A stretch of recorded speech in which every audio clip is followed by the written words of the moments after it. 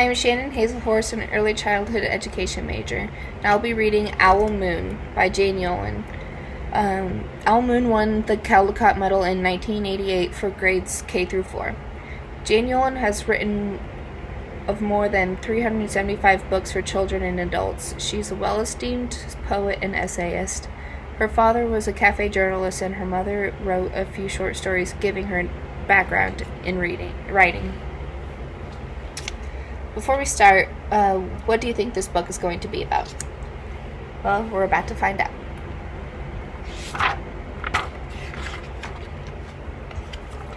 It was late one winter night, long past my bedtime, when Pa and I went owling. There was no wind, the trees stood as still as giant statues, and when the moon was so bright, the sky seemed to shine. Somewhere behind us, a train whistle blew, long and low, like a sad, sad song. I could hear it through the woolen cap Pa had pulled down over my ears. The farm dog answered the train, and the second dog joined in. They sang out, trains and dogs, for a real long time, and when their voices faded away, it was as quiet as a dream. We walked on toward the woods, Pa and I. Our feet crunched over the crisp snow, and little gray footprints followed us. Pa made a long shadow, but mine was short and round. I had to run after him every now and then to keep up, but my short, round shadow bumped after me. But I never called out. If you go owling, you have to be quiet. That's what Pa always says. I had been waiting to go owling with Pa for a long, long time.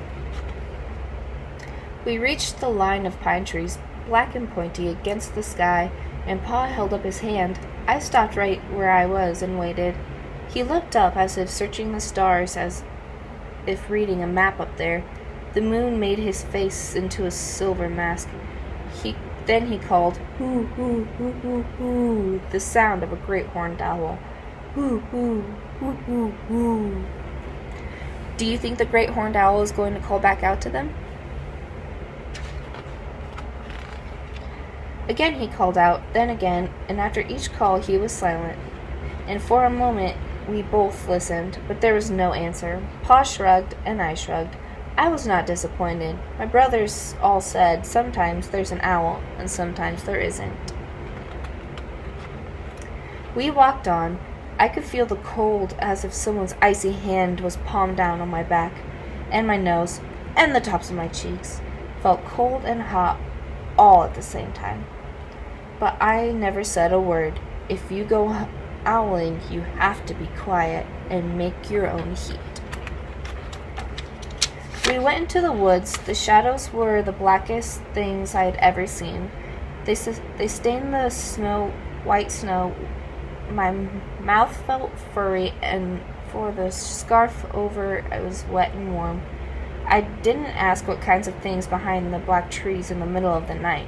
When you go owling, you have to be brave. What other things do you have to be brave for? Then we came to a clearing in the dark woods. The moon was high above us. It seemed to fit exactly over the center of the clearing, and the snow below it was whiter than the milk in the cereal bowl. I sighed, and Pa held up his hand at the sound. I put my mittens over the scarf over my mouth and listened hard. Then Pa called out, "Hoo, hoo, hoo, hoo, hoo, hoo, hoo, hoo, hoo, hoo." I listened and looked so hard my ears hurt, and my eyes got cloudy with the cold. Pa raised his face to call out again, but before he could open his mouth, an echo came threading its way through the trees. "Hoo, hoo, hoo, hoo, hoo." Pa almost smiled, then he called back, "Hoo, hoo, hoo, hoo, hoo," just as if he and the owl were talking about supper or about the woods or the moon or the cold. I took my mitten off the scarf of my mouth, and I almost smiled too. The owl's call came closer from high up in the trees on the edge of the meadow. Nothing in the meadow moved. All of a sudden, an owl shadow, part of the big tree shadow, lifted off and flew right over us. We watched silently with heat in our mouths, a heat of all those words we had not spoken, and the shadow hooted again. Paul turned on a big flashlight and caught the owl just as it was landing on a branch.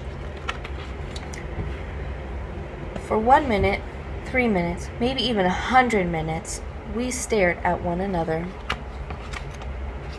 Then the owl pumped its great wings and lifted off the branch like a shadow without sound. It flew back into the forest. "Time to go home," Pa said. I knew then I could talk. I could even laugh out loud. But I was a shadow as we walked home. When you go owling, you don't need words, or warm, or anything but hope. That's what Pa says. The kind of hope that flies on silent wings under a shining owl moon. What do you think about owling?